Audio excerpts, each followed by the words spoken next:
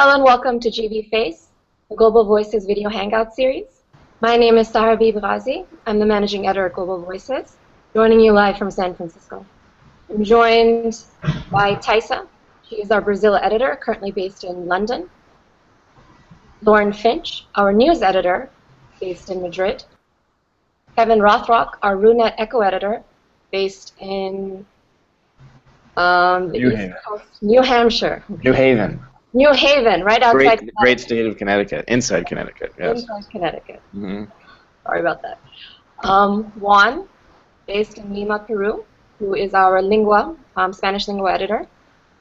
Joey Ayoub, he is our MENA contributor, also a Lebanese blogger, currently based in London. And Elizabeth Rivera, who is our Twitter manager. She does a great job with that, by the way. And she's a prolific Latin American contributor as well, currently based in Santiago. Wow, that was a mouthful. Okay. This week we're going to be talking about the politics of language, specifically around terrorism. So I wanted to start with a bit of word association. Taisa, you first.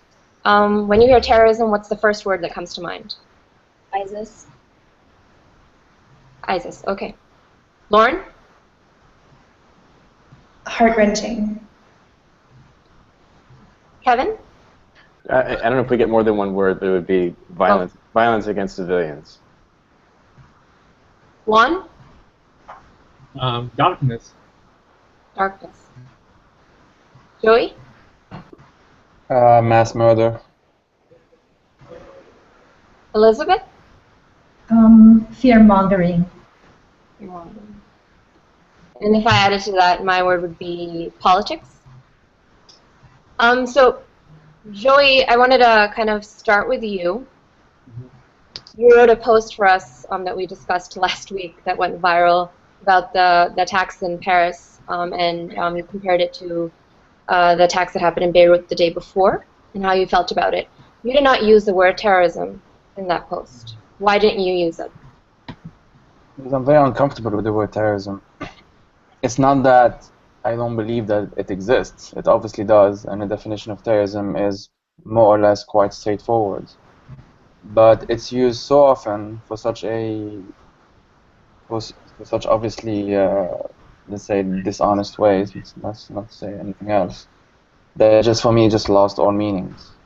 And again, it's not that, for example, the Paris attacks were not terrorism. They obviously were. They fit every definition of it. But just there's so many other acts that are terrorism that will never be called terrorism because of the political implications of doing so. That's why for me it's a word that has lost its meaning, if it ever had one specifically. Lauren, what has your experience been when you're editing posts from around the world, and we have to look at the politics of language when it's a single case of violence in a country? How do our authors respond or in what cases do they use terrorism? In what cases does it seem right? In what cases does it seem, oh wait, I have a few more questions to ask? The cases where it makes it's no-brainer that we're going to use the word terrorism or terrorist or terror attack is when it's a quote from someone, or it's an official name, it's an official charge, someone's been brought up on terrorism charges, or so-and-so government official said, this was a terrorist attack that happened yesterday. What doesn't quite make sense, especially for the Global Voices audience and the Global Voices community, because we're so diverse and from all around the world, and it's really hard to take for granted some sort of common background knowledge between all of us, all 1,000 of us from many different backgrounds and experiences, is what terrorism is, because it differs depending on history and country and context. So it's hard to use it to just out of the blue call something a terrorist attack without attributing it to someone else, because we don't know what definition that author is going on. Is it the definition in Ethiopia? Is it the definition in Peru? The definition between the 3 different government departments that have different definitions in the United States? It's really hard to to assume that everyone understands that we're all working with the same definition of terrorism, and they differ across the world. Some have to do with a political goal in mind, some have to do with violation of human rights, some just have to do with the threat of violence, not actual violence committed. So attribution is the key, at least when we're working with authors. And Kevin, what is it like covering Russia when it comes to the term terrorism? Is that a word you use when you're reporting? And how do you go about it? It is a word that's used very frequently in Russian journalists use the word a lot. The word in Russian there's a single word for a terrorist attack in Russian. It's just terakt, which just is a shortened form of terrorist act. But it's very frequent. You encounter it all the time. From the mid '90s to the mid 2000s, there were several terrorist attacks committed by Chechen separatists and Islamic extremists and so on, both in Moscow and in other Russian cities, and obviously in Chechnya itself there were several violent acts against civilian populations and so on. And so it became a kind of, it's one thing I think that a lot of Western countries, a lot of people in the West forget. I don't think this is forgotten so much outside the West, perhaps, but in the West, at any rate, people often forget that Russia has quite a long history quite a long recent history of dealing or interacting or suffering from terrorism in its sort of classic form, which is to say non-government groups attacking civilians with political aims, attempting to sort of spread fear or manipulate a political situation, asymmetric warfare, this kind of stuff. They have a pretty recent memory with all this, and so after the Paris attacks, on the internet there were a lot of people sort of remembering various experiences from that period. From about '94 until 2004 or 6, there were a stream of terrorist attacks, and the last one that happened in Moscow itself was about 5 years ago. It was a bombing in the metro that killed about 40 people, I believe. So they have a pretty strong memory of this stuff. But I think it actually compares pretty. Now, as an American, I can say it's very familiar to me because generally you have a country that does conduct military operations abroad that you could easily describe as sort of state terrorism. I mean, in Chechnya, that's what a lot of the extremists, quote unquote, were responding to. That's what they said anyway. Was that the Russian military came in during the Russian-Chechen War, and all kinds of civilian populations were bombed and killed, and there were purges and so on, and real nightmarish stuff. Similar accusations or truths or whatever can be said about American military actions. Now, in the United States, if there's some kind of terrorist attack, or just an attack on civilians, if it's conducted by sort of familiar groups, Islamic terrorists essentially, go for it. It's a terrorist attack. Now, if there's some kind of if it's gun violence or it's some kind of religious nut who happens to be not Muslim, then it's a real political question. Not to say it isn't always a political question, but people will openly address it as, well, how do we talk about this? They're very sensitive when it comes to that sort of thing. So I think that compares to the Russian situation. And if heaven forbid there were to be a terrorist attack in Russia that was committed by a non-Muslim, I think you'd see something similar to what happens in the United States. Most people would be reluctant to describe it as terrorism. They'd think it's it's just a nut, or maybe it's a nut and his buddies, or if it's the state, then it's we don't talk about terrorism, we talk about something else. And so I do think on this issue, Russia and the United States in particular have a lot in common. So I have a question that I want to follow up on that. Specifically, how does it play out when a Chechen is involved in a terrorist attack in the U.S.? What was your reaction to the Boston Marathon bombings? But we'll come back to that. Tyson, I wanted to go to you. What are the politics around the term terrorism in Brazil? Yeah, I mean, historically, we don't really have kind of a history of terrorism, like separatists or actual armed groups acting for a long time.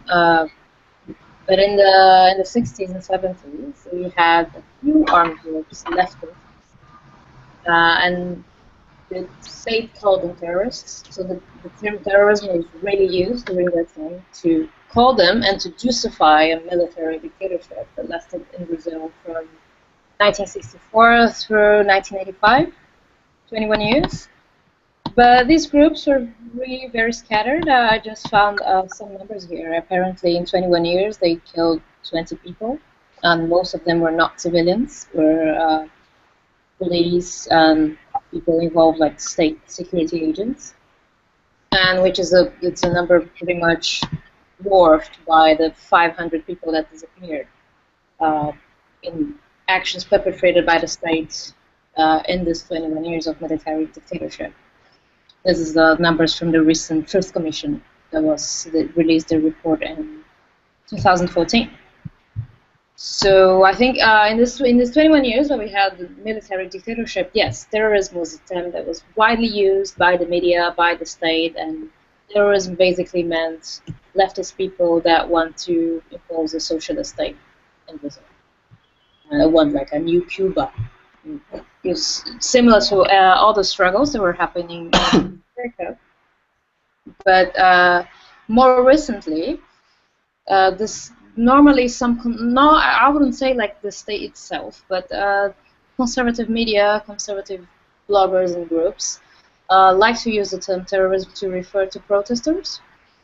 And in 2014, in the beginning of the year, during a protest, I think against the bus fare again, in Rio, two people, they released a firework that hit a cameraman in the head, and he died. And this triggered the Congress to try to pass a law, a terrorism law. It was the first time that we ever had a terrorism law. Even in the dictatorship, we kind of didn't have it. So this law was approved very recently, actually, this year. And the thing is that this incident that happened in 2014 was described by most media as an act of terrorism. People challenged that narrative. They said, "Oh, it was an accident. They were irresponsible. They need to pay for it, but we don't need a whole terrorism law that would, just put protesters in danger, because then anything can be kind of." Said that this is an act of terrorism, but it actually isn't. I mean, my opinion in general about this is that it's definitely a politically charged term, and I'm not sure if this term ever had like an impartial meaning to it. I think it already was born as a political, somebody was calling someone else a terrorist. It was not exactly like a technical term to describe a technical thing. And it's, like Lauren said, the thing about in a website like GV is that the meaning changes a lot from place to place, and you cannot find a whole ethics and whole ethos that would encompass every situation that we might find. So, yeah, I mean, if you ask some people in Brazil, they will say, "Oh, these guys that killed a cameraman in 2014, they are terrorists." Yes, a lot of people will disagree. So how do you manage this? I mean, we could have GV authors that would say that this guy died in an act of terrorism. And I think the only way that we can kind of get around of this disagreements is actually, attributing who says who is. Yeah, that's my general opinion about this. Thanks, Taisa. Juan, I want to head over to you. What is the same question? What is the politics of the term terrorism in Peru? And a follow-up question for you: do you believe this term has been abused in the country? Well, first of all, I must say that I lived the years of terrorism in Peru, so also I never been directly affected. I read and see in news all the time everything that was happening in the country, so it's a very close experience. Well, I understand there is an abuse of the use of the term terrorism in recent years. Here, government talks about anti-mining terrorism and environmentalist terrorism, terms for which there is much discussion, so we are not strangers to the global conversation about the use of this word. But I want to tell you some context of the armed conflict in Peru, mainly in relation to the Shining Path, the main terrorist movement here, and why there is no debate about whether or not to call them terrorists. Shining Path had his formative period in the Andean city of Ayacucho in the 70s. So their first terrorist act was the burning of ballot boxes in a little town called Chuchi in May 1980. 12 years and nearly 60,000 dead people later, the capture of its leader, Abimael Guzman, in September 1992, marked the end of Shining Path. So, we are talking about events that happened about 30 years ago, before the events of 2001 that triggered the vast war on terror. And that is when I think the public starts becoming more critical of the use of the word terrorism. Do you hear me? Yeah, I hear you. So, I was a political science student before 2001, the September 11th attacks happened. And that term has always been contentious. Independence groups fighting colonizers, they were called terrorists. You mentioned environmental groups in Peru. That was the history, for a while, for many environmental groups. They were called anarchist terrorists.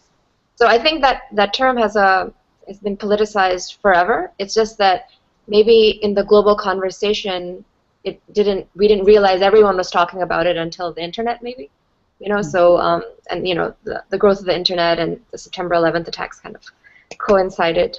Elizabeth, I wanted to head over to you. Do you think the term terrorism is controversial in Peru? I mean, I believe you're familiar with Shining Path and the armed struggle there.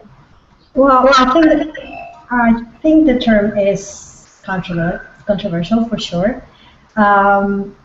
Controversial in the present and controversial to describe things that happened in the past. So, and again, it's all about politics, right?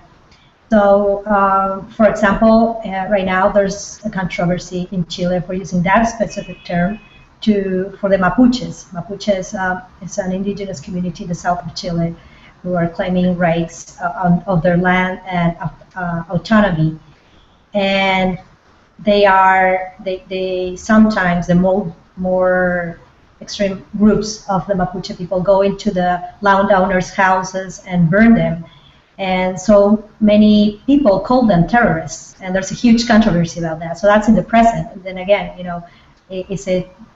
are they defending their rights or are they being terrorists? So that's one of the things. Depends on who is telling the story, right? And about Shining Path and about many other armed conflicts in Latin America, it's the same thing. It depends on who you talk to. And they will say that they were either defending, for example, communism, or defending the rights of indigenous people, like they did in south of Mexico when there was an uprising there. And they will say, no, we're not terrorists, we're just defending our land from whoever is outside.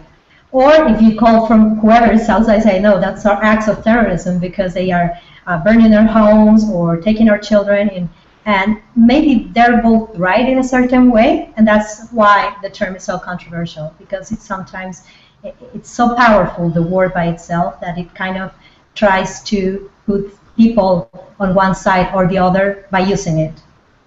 So that's why we are having this conversation, and that's why there's so many people that are for or against using it, because it does carry a lot of weight into how you want to be perceived, or how your story that you're pushing forward wants to be perceived. And there's always You know, it's very hard to be neutral. I mean, so that's why that special word, along with other words that are also controversial, are always something that can cause either a rejection or just plain out an open dialogue.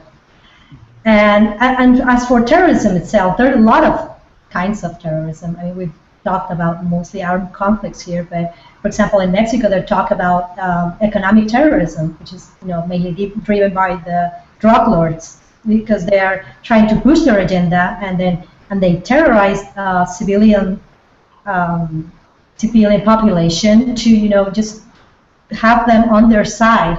So, and that has nothing to do with race or religion. It's just economic power, and that's also a certain kind of terrorism. And of course, there's a lot of, you know, I don't know how to say it, but people don't want to call it that way, because if the minute you call it terrorism, you have to fight it. So that's one thing. There's also the state terrorism. I think Kevin talked about it a little bit too. When the state is part of that, when the state is part of an ethnic cleansing, or it's sponsoring the violence. So, and again, that's, I think, the hardest part, or when people don't want to call it terrorism, because it inspires action. You have to stop it. So you don't want to call it that way. You want to leave it like armed conflict. You want to leave it like just a spot action in case of a lone wolf, for example, because the minute you use that word, you have to do something about it. It's kind of a moral thing, I guess. So yeah, and now, and going back to your question, in Chile also, there's another word that's been very controversial, and this is calling Augusto Pinochet rule either a military rule or a dictatorship. So it's the same thing. I mean, if you call it a military rule, it's kind of apologetic. It kind of happened. It kind of lives it in the past. But if you call it dictatorship, then you have to do something about it. So terrorism, for me, falls into that category of words that are so powerful that something needs to be done when you use them. Can I say something? Go for it. This obviously, I mean, the politics, people use powerful words to inspire powerful action, but that doesn't mean it's good or bad. I mean, people use the word fascism a lot these days, and sometimes it kind of loses the meaning as well. And they use it, I mean, normally leftists, to characterize state violence or state actions that people don't agree with. People use Nazism a lot. And obviously they use terrorism as well, and that's the whole problem with it. But I guess just addressing more Elizabeth's point, when you say that, oh, are these people terrorists or are they fighting for people's rights? But sometimes is it a question of either or? I mean, I think the real question is how far are people allowed to go to defend a cause or their rights? Because for some people, for these groups, for instance, they think what they're doing is legitimate. You know, for instance, in Brazil, we don't have people like armed groups killing civilians, for instance, but we do have a group called Black Blocs. I think that it's an ideology that was born in Germany, but this group's kind of very present in Brazilian protests, and their thing is to break private property, normally banks. And conservative media normally refers to them as terrorists as well, even though they don't kill anyone. But they do defend, they not say, oh, we're not breaking the banks. No, they say, we are breaking everything. We're going to break the banks. We're going to destroy everything. We're going to destroy your cars. We're going to destroy everything you have, because we think this is fair for what we are fighting for. You know, we think this is a strategy, and that's how we put pressure. Or, for instance, you have the landless defenders in Brazil, or the homeless workers movement. What they do is that they invade private property, for instance, the abandoned buildings or abandoned farms. A lot of people call them terrorists. I mean, you're breaking the law. I mean, you cannot do this. This is ridiculous. I mean, what if it was your house? You know, somebody will come to your house and they invade it. And then they say, no, we do it. We know it's wrong. We know it's breaking the law, but the law doesn't define everything. And we do it because we believe in this strategy. And you can apply this rhetoric to many situations, and then when you have this global picture of, you know, what everyone's doing to defend their cause, then you cannot have a single explanation or a single opinion to apply to all of them. And for instance, I guess Joey can talk about this more, but in the case of Palestine, this is very eminent. If a Palestinian throws a rock at anything, oh, it's terrorism, you know. And then if a Palestinian takes a knife and kills someone in the street, it's terrorism. And if a Palestinian suicides, you know, and goes into a restaurant and exposes themselves, then it's Or if terrorism. a stabbing attack happens, it's terrorism. So, you Yeah, know, yeah, exactly. So I mean, the thing is, in any case, people who actually do those things, they will say what we're doing is fair and it's legitimate, you know, and we don't care about what. yeah, I think what you're getting towards is the politics of language and actors who are more powerful getting to decide narratives. So what ends up happening with labels is that if a less powerful actor is using a certain strategy, maybe it's an act of violence, which is terrorizing people, they're not going to be walking around and saying, oh, I'm a terrorist. They're going to be walking around and saying, that's my ultimate goal. But then the more powerful actor in the equation who has a control over the global narrative, they're not going to focus on their strategy or what they're going to get towards, because that actually threatens their power. They're going to focus on the way they're going about it. And it's similar when the lower, you know, if a group has less power, they're going to be saying, "Oh, the state is abusing its authority," but the state won't talk about its abuse of its authority. Yeah. Oh, absolutely. I mean, when I say it, I mean, it applies to any situation. It's going to be the same with the state. I mean, they're just going to crack down on a protest, and a peaceful protest, and say, oh, we're doing this because they're breaking the law. I mean, they're going to focus on the ultimate goal, like you said, and not on what they're doing. We have a question coming in. Do you think terrorism is so subjective that governments use it to just crack down on dissident voices? Joy, you want to go first, and then Kevin? Yeah, sure. I mean, I can think of so many examples from my region, obviously. But if I just take three different, seemingly unrelated examples, I can give the example of Israel-Palestine, as Taisa said. I can give the example of Turkey versus its Kurds, if you want, as they call it. Or I can take examples of during Saddam's reign against the Kurds as well, of Iraq. And these three situations are very interesting because in all three cases, we're talking about allies of the West. When Saddam Hussein launched his campaign, which I would call a genocide campaign against many Kurds, many Kurdish areas of Iraq, killed thousands of people. I don't have the exact number in my mind. He was at the time an ally of the United States. When we're talking about Israel for me is really the ultimate example of a state that would practice state terrorism, if that was a word that I would use objectively, even though I still don't use it for the reason I mentioned before. I would just call it mass murder. And when it comes to Turkey, we have obviously the ongoing struggle between lots of Kurds in the eastern parts of Turkey and the Kurdish state. And Turkey is, without getting too much into details, is basically uses that term to anyone who opposes the state.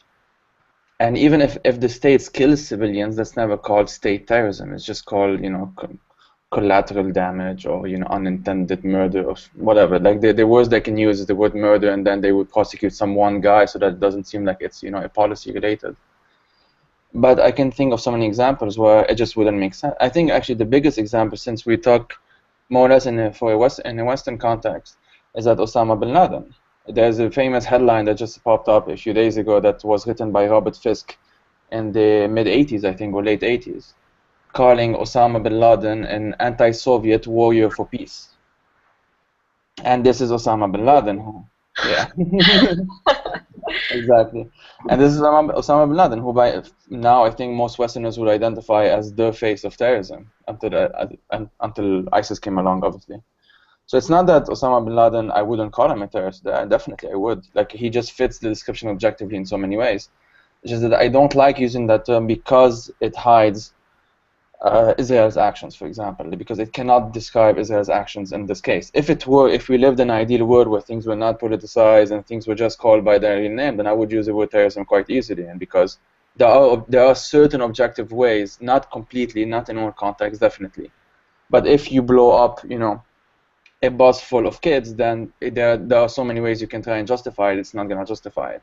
So for me, that would be the objective definition of terrorism. But I just don't see it around me anytime. Like, it just doesn't exist most of the time. At least that's why I just don't use it.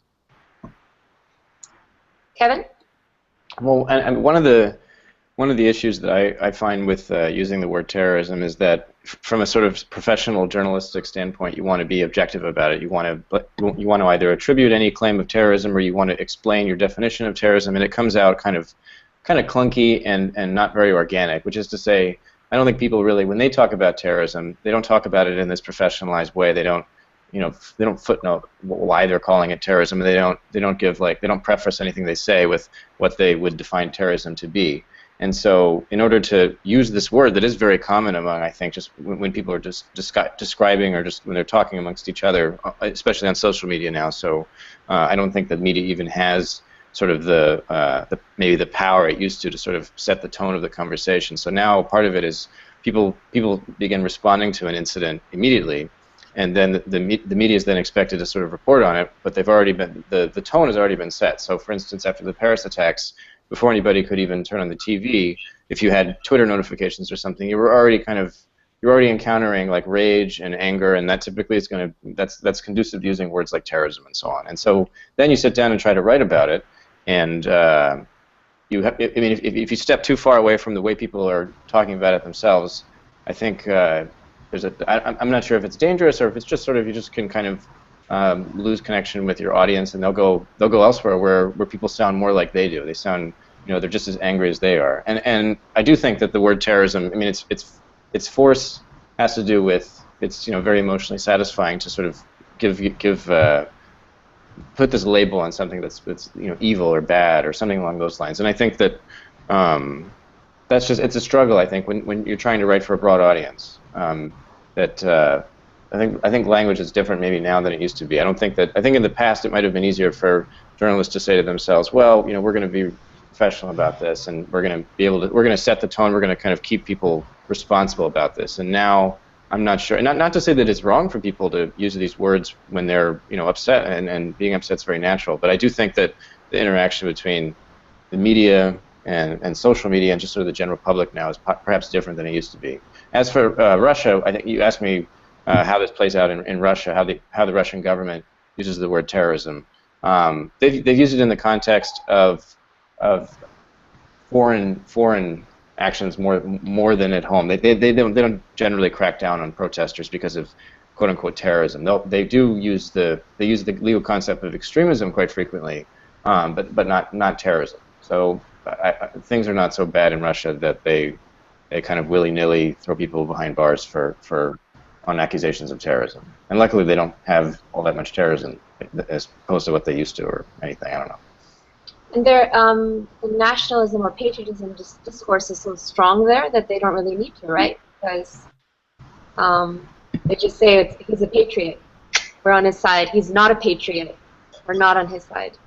Yeah, but there's it's not a crime. Well, I suppose there are a series of laws now that make lack of patriotism or acts that resemble that criminal or pseudo-criminal. But for the most part, the kind of phrasing of serious criminal charges is extremism. And maybe in when it just comes to sort of public politics, casting aspersions on someone's level of patriotism is certainly a good tactic. And in fact, most of the opposition has at one time or another, or sort of constantly throughout their public politics, been accused of working basically for or with the U.S. State Department. For whatever the Russians have really seized on the U.S. State Department. The CIA is present, but the State Department is believed to be kind of a more plausible hand behind the curtains or above the puppet strings or whatever. Although I wouldn't be surprised now if we start seeing accusations levied at the Turkish government, just because they've sort of in the last 2 weeks, Turkey has sort of leapt to the top of the enemy chart in Russia. I'm not sure how serious it is, whether or not, I don't know if that can be sustained, given that the two countries actually have pretty significant connections. But for now, it's kind of a really kind of wild circus. If I may, Sahar, just as a to touch on that point, which I completely agree with, obviously, the point of emotional response, I think, is quite important here because like if you want to describe, let's say, the Paris attack, since it's on most people's minds probably still these days, if you call it an act of mass murder, somehow it's almost like it's not enough. And that's what I think that's the danger of that word, of the word terrorism. Because if you say something is a terrorist attack, then that automatically means that something must be done about it, which in political terms and state terms usually means military interventions these days, at least. Whereas if you call it mass murder, then you would just try and see what, like, why did that, or those two people, those three guys, you know, went on such a rampage. So when it was Anders Breivik in Norway who killed over 100 people, that was an act of mass murder. You could call it terrorism as well in Norway's context. Actually, it might be different from in an American or in French context. But as soon as they call it terrorism, then something must be done was the automatic response. And just a day after, something like that, France already launched bombing campaigns in Syria. And regardless of whether you think something should be militarily done against ISIS, and I agree that that can be an open debate, because I do not claim that it's an easy thing to answer. But you cannot possibly think that the French government in 24 hours knew exactly what to do to weaken ISIS. It was quite obviously something that is almost like, you know, like this manly thing to do almost. We have to bomb them back. We have to do something back. Like when Jordan had one of their pilots burned alive by ISIS, they immediately launched bombing campaigns against ISIS. Whether that made much damage, whether that made, I mean, Paris happened after Jordan's bombings by a whole year. So clearly ISIS was not significantly weakened, actually. So that's my issue. My issue is really, as I said, it's politics. It's what does the term, what would it mean politically speaking? If I use this word to describe many groups that exist in my region that other governments, like American or NATO or whatever, would describe as terrorists, then I might just stay at home all the time and just never leave my house, because they're part of the government back home. Like if you talk about Hezbollah, like most Western nations call them terrorists. In Lebanon, they're just part of the government. It's like calling, you know, the Republican Party a terrorist organization. It's really like that. I know that some Americans would agree with that, actually. But it's like that. And some won't. Exactly. Okay, so we're running over as usual. So let's kind of wrap this discussion. One quick question for all of you. If we were to use the word terrorism or terrorist on Global Voices, how would you want it used? Aisa, you first, and then... No, me first. Well, I think we definitely should be careful. Kevin raised some very interesting point about how the word is emotionally satisfying. I mean, okay, it's a word, it has been born political and it's politically charged, but then it became a thing in itself, and people use it to express their rage about something. And we need to be careful of, even as journalists, even as Global Voices, and us not to detach and sound too hygienic, you know, with the conversation and being too careful with, oh, it shouldn't be this and that. But at the same time, we really should take in consideration the context. I mean, I guess for sub-editors, every country is different, every narrative is different. You know, within one context, you have different actors saying different things. So attribution, I think, is a good way, but at the same time, I mean, this discussion is good. Lauren, quickly, do you have an answer? To how we in an ideal world? I think you already answered this. You said.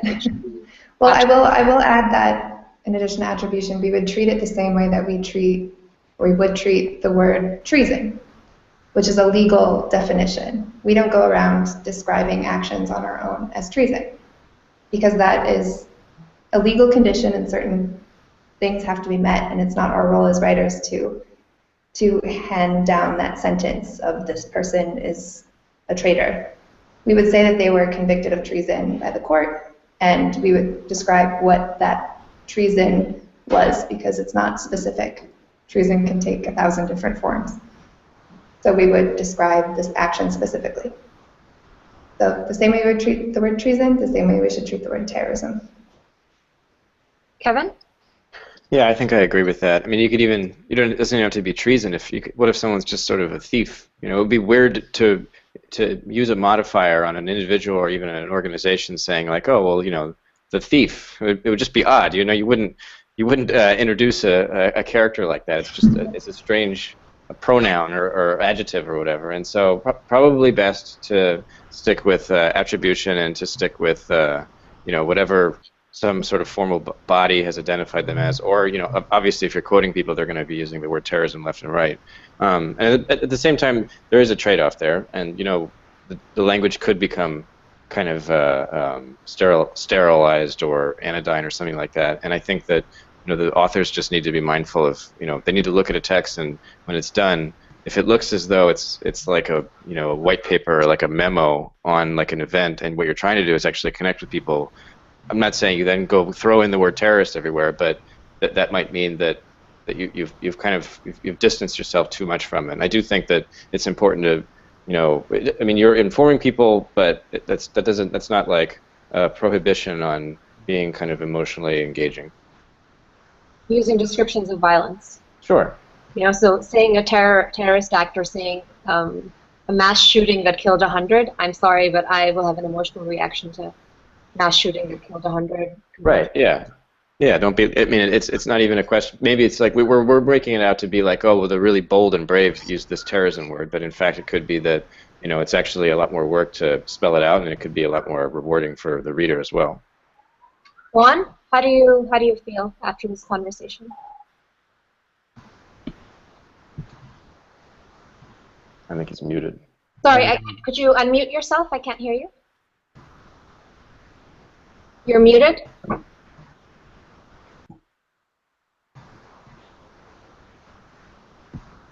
Do you hear me? Yeah, now we can hear you. Go ahead. Yeah, okay. I want to tell you something that happened just yesterday here. There is a website, a Peruvian website in English called Living in Peru. It's run by expats.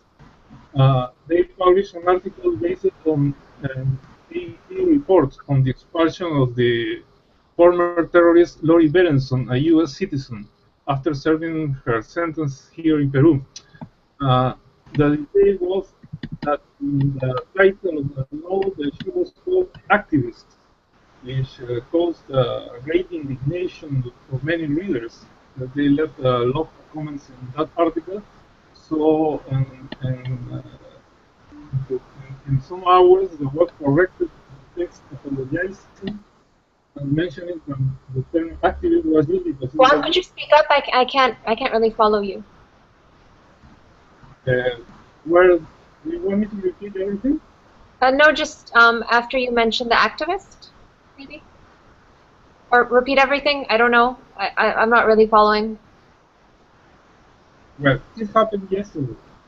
A Peruvian website in English called Living in Peru published an article based on an AP report on the expulsion of the former terrorist Lori Berenson, a U.S. citizen. Why was she charged with terrorism? Excuse me? Why was she charged on terrorism? What did she do?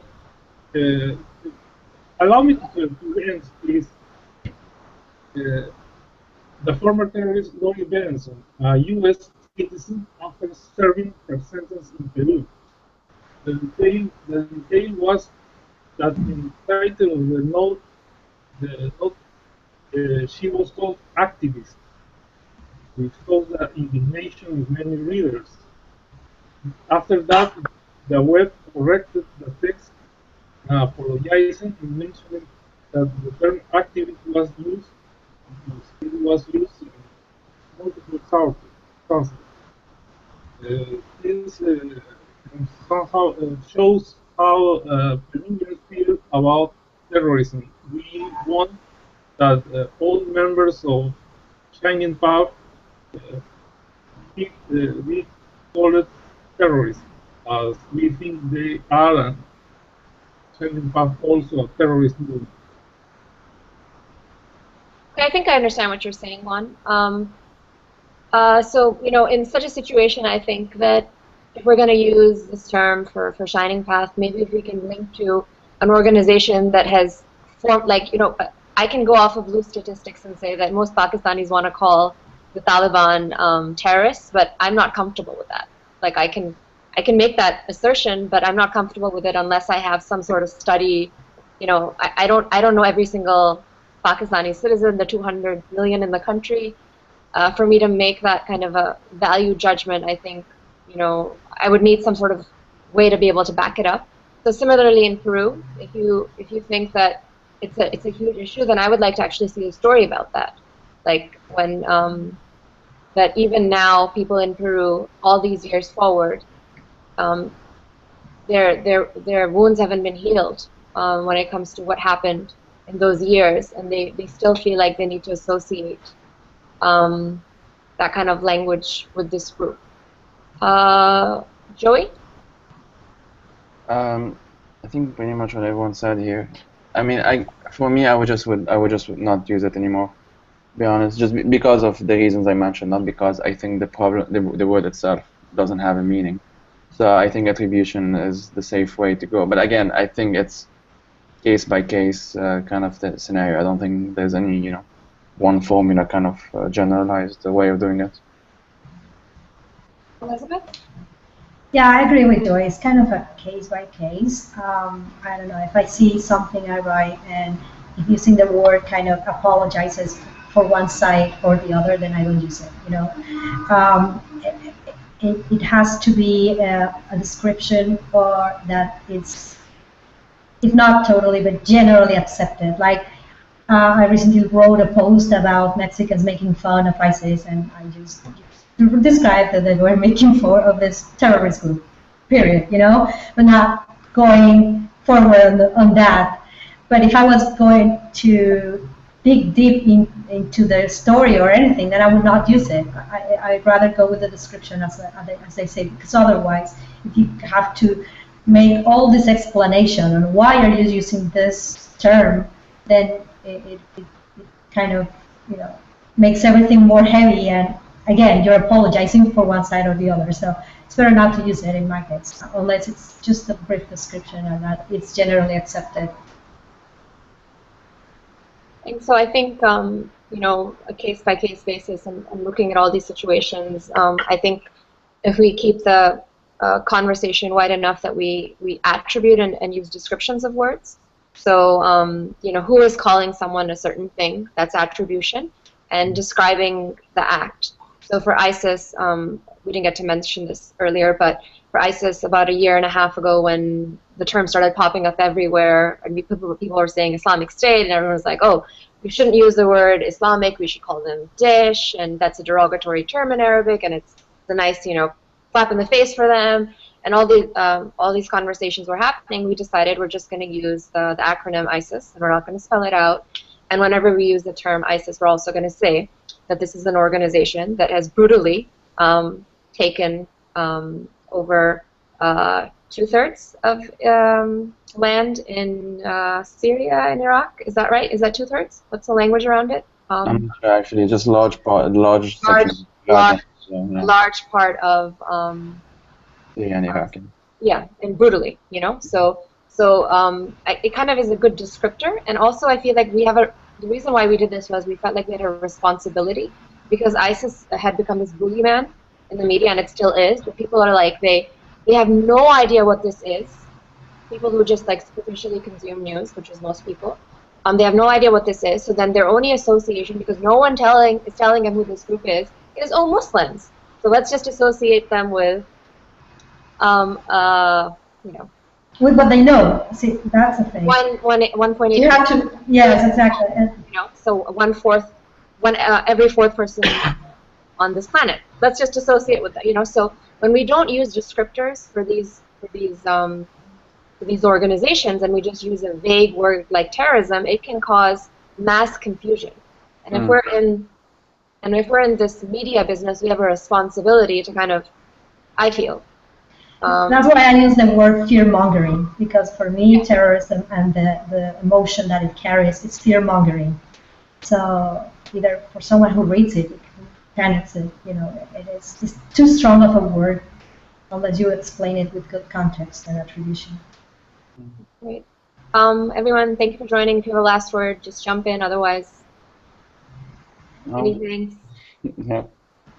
Kaisa, Lauren, Kevin, Juan, Joey, and Elizabeth. I think we said everything. Thanks for joining. Thank you.